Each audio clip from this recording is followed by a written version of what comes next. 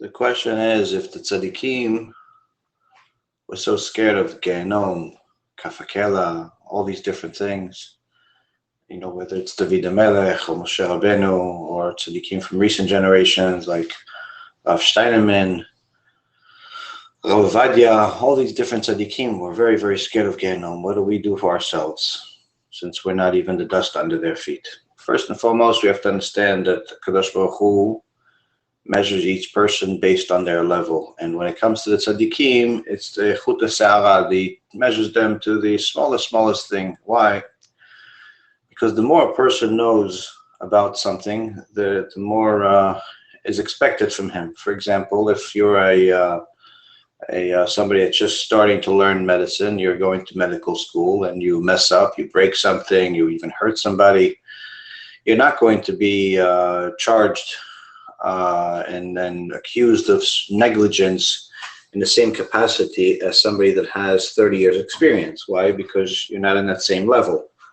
Same thing with every other profession. If you're a trainee in a law office, or you're just starting out in a investment firm or anything else, when you're first starting out, you're not judged the same way as somebody that has been there for a very long time. So whereas if somebody that's been there for a long time, makes rookie mistakes, then of course he could lose their job and potentially even get sued and so on and so forth. Same concept when it comes to the Tzadikim versus us. They have spent their life knowing more and more about Hashem, and therefore their judgment is much more detailed. But at the same token, their reward is much more extraordinary. So there's everything is Zeh Keneged Zeh Bara Elokim. Kadosh Baruch Hu built everything with two different sides. There's evil, there's good, there is tall, there's short, there's dark, there's light, and so on and so forth. And the same concept is when reward and punishment.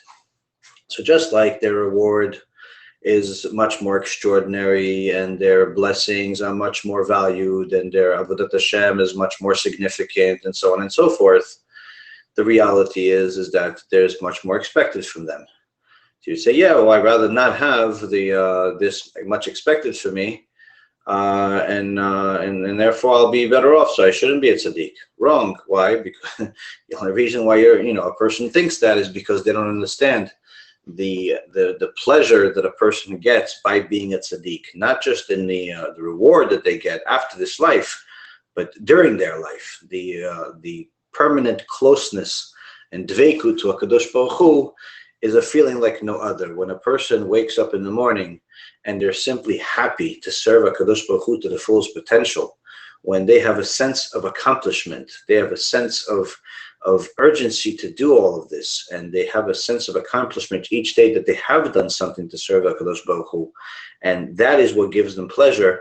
That is much greater pleasure than any person could ever get from their material needs, whether it's their job or some type of money or some type of honor that they get somewhere else. They're never going to get the same type of pleasure that a tzaddik gets when he serves Hashem at the highest potential. It's simply not possible. So while the tzaddik may be measured differently than a person that's a mediocre person, the pleasure and the reward for the tzaddik is extraordinarily high. So, and it's obviously worth it. Now, as far as the judgment that each person gets, a person has to understand that they're judged based on where they are, what kind of abilities Hashem gave them. So it says that Moshe and Aaron were equals, but everybody knows that there was no Navi like Moshe. So how come they were equals?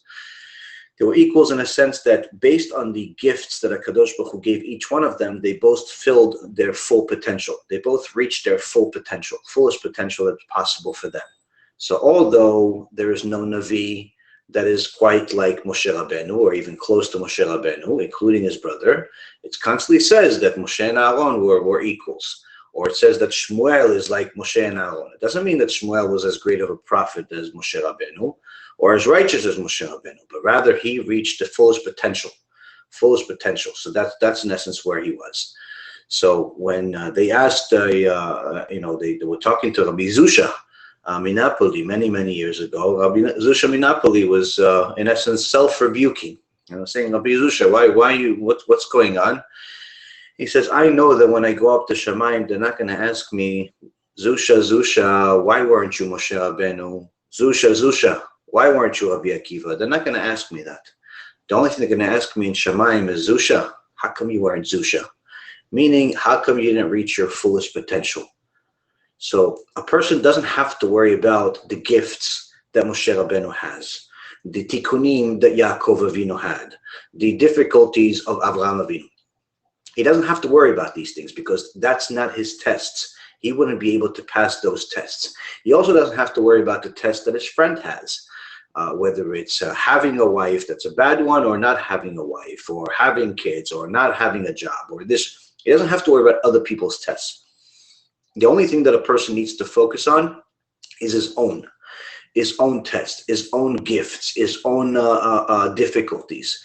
If a Kadosh Baruch Hu gave you a gift, one of your obligations is to learn how to use that gift, that ability, to serve a Kadosh Baruch Hu. Whether it's a gift that's a artistic gift, or it's a gift where you have the ability to make money, or it's a gift where you have the ability to speak, or whatever it is, whatever tool Hashem gave you, you have to learn how to serve Hashem with that gift. He didn't give you that tool just for just to make the world diverse.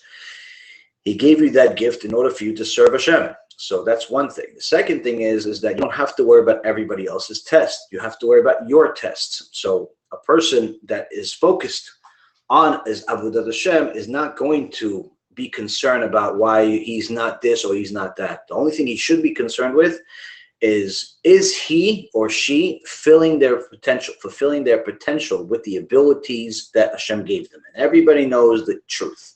Everybody knows where they stand in reality, and we can't live an illusion. A lot of people live an illusion where they, one day they're barely, able to fulfill the mitzvah. The next day they're telling you, I'm doing some yichud with Hashem, and they're going to some park and thinking that they're doing yichud with Hashem.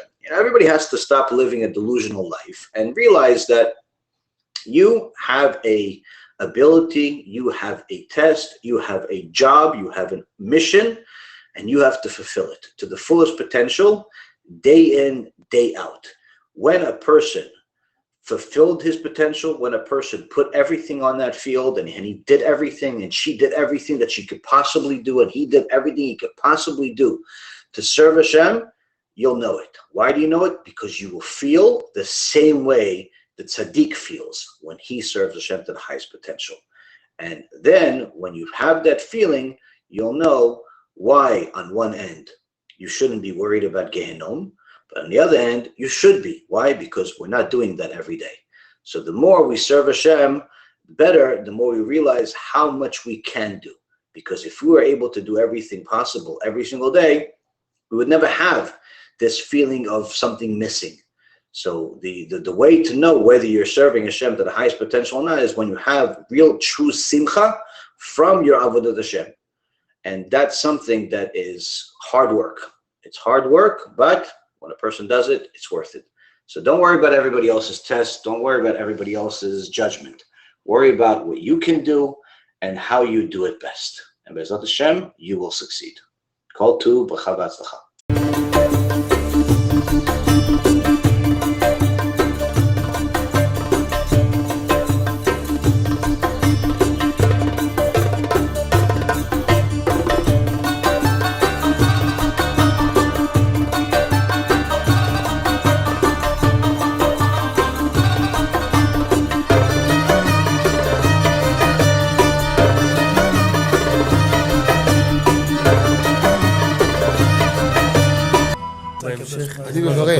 אני מברך את הרבנים,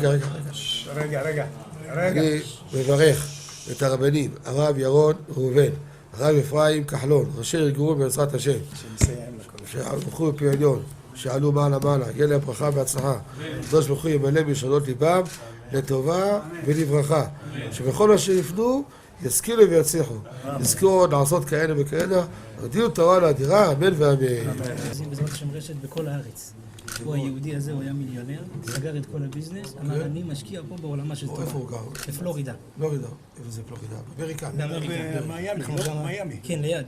אנחנו שם עכשיו הולכים להקים קהילה ספרדית. חזק אותו בשמי. קהילה ספרדית גדולה. תעבירו מה שבירכתי אותו. כן, קהילה ספרדית גדולה.